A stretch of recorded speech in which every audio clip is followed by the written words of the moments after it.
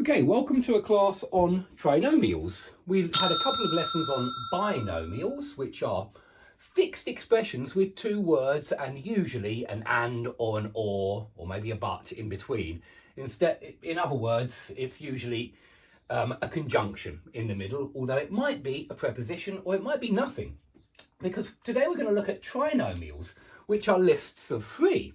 And I want to show you that we have many common trinomials, and if you use these trinomials you will sound very fluent. You will sound very natural, certainly, because all of these expressions are extremely natural. And I want to prove to you, I want to show you that writers, great writers, make their writing interesting by using things like binomials, trinomials, but not the ones that we're all really familiar with. Well, they use those as well, but they make up their own. They come up with these excellent trinomials in their writing. So I want to prove this to you. And actually, if you keep your eyes peeled, you see this in all books, in all works of literature. So we'll also look at that at the end of the class. But let's start with some really common trinomials. So we've already seen one, blood, sweat and tears.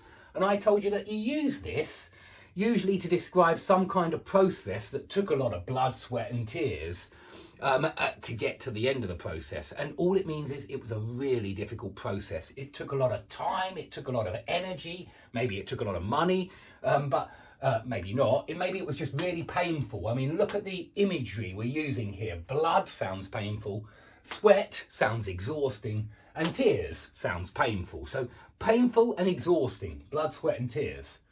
Okay, if you want to say that you don't know the details, you can always use this. I don't know the whats, the whys and the wherefores. You might even miss that and out. The whats, the whys, the wherefores. You could. And then you've got asyndetic coordination. But this is used for the details. So for example, you might say I have heard that there are flights, that there are new flights soon from our local airport to Mallorca. That they're going to start, that they have scheduled some new flights.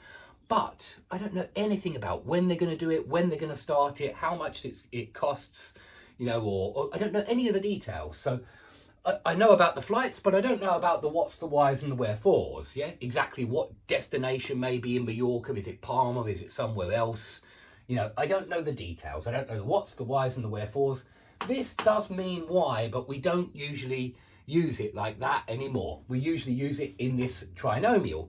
But if you read Shakespeare, for example, you will see wherefore dost thou, why do you? So it used to mean why. Okay, the next one, quite a funny one, this one. And it's about men waxing. I think it's about men removing hair from their body. And we call it back, sack and crack. So this is a process by which men remove hair from their back, their sack and their crack. I'll leave it to you to find out where these are, because I'm sure everybody knows where your back is, but perhaps these two words aren't so familiar to you. It's quite a rude one, this, but it is used, and I've certainly come across it before. I have heard it before, but male waxing isn't something that I do, and so I don't really know much about a back, sack and crack. But if you look it up online, you'll see that it's a hair removal operation for men. And I think that word gives it away, that this is certainly for men. Okay. We often say this, we say could have, would have, should have.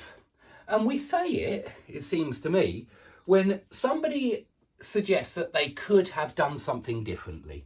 They say that they could have done something differently, but they didn't. And so in other words, they're talking hypothetically. All of these modal verbs are hypothetical modal verbs. They're all used in hypotheticals in various senses, but they're all used for hypothetical situations.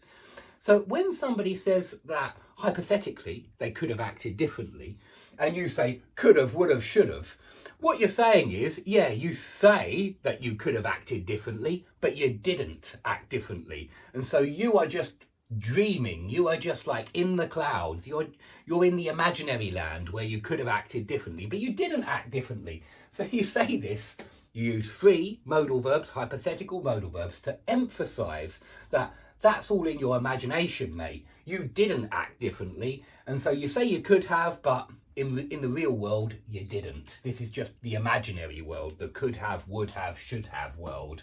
Okay, I hope that's clear. Yeah, you basically use it when you want to emphasize that somebody is imagining, somebody is dreaming, somebody is talking hypothetically about what they could have done, what they would have done, what they should have done.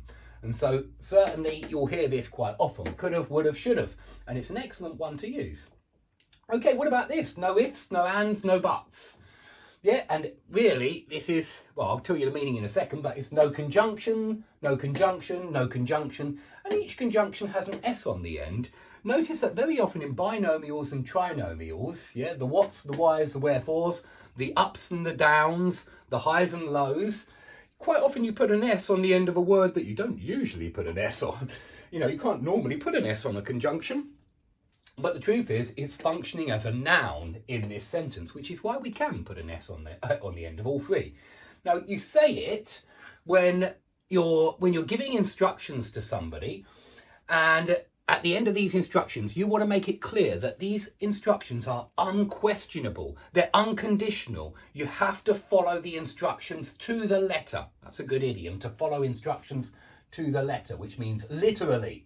Yeah, you have to follow these instructions literally to the letter, and you can't slightly change the instructions. And so you say no ifs, no buts, no ands. Things must be done in this way. No ifs, no buts, no ands, or no ifs, no ands, no buts, or that way round. No ifs, it sounds better this way now. No ifs, no ands, no buts. Yeah, things must be done this way. Don't even think about slightly changing the plan. Okay, I hope that's clear. If someone is cool, calm and collected, and please notice the alliteration and the assonants that we see in these binomial and trinomial forms are very important. So keep an eye out for that. I mean, look at that assonance, back, sack and crack. A lot of assonants there. So if someone's cool, calm and collected, this is very positive. It means that it's referring to their attitude and their demeanour and their mood. And so he's cool, we say cool as a cucumber, yeah, and this means not hot-headed. It means in charge of the situation, in control. Calm, yeah, not excited, not emotional. Cool, calm, rational, logical, and collected. This is rational and logical, really. It means your mind is collected. So when somebody's cool, calm and collected, they're not emotional, they're rational, and they're ready for the situation that they're facing. It's very positive. Yeah, of course, if you are approaching a difficult part of your life, then you need to be cool, calm and collected. It's much collected. It's much better to be like this than to be in an excited mood or an excitable mood or in a nervous mood or an anxious mood, because you're more easily manipulated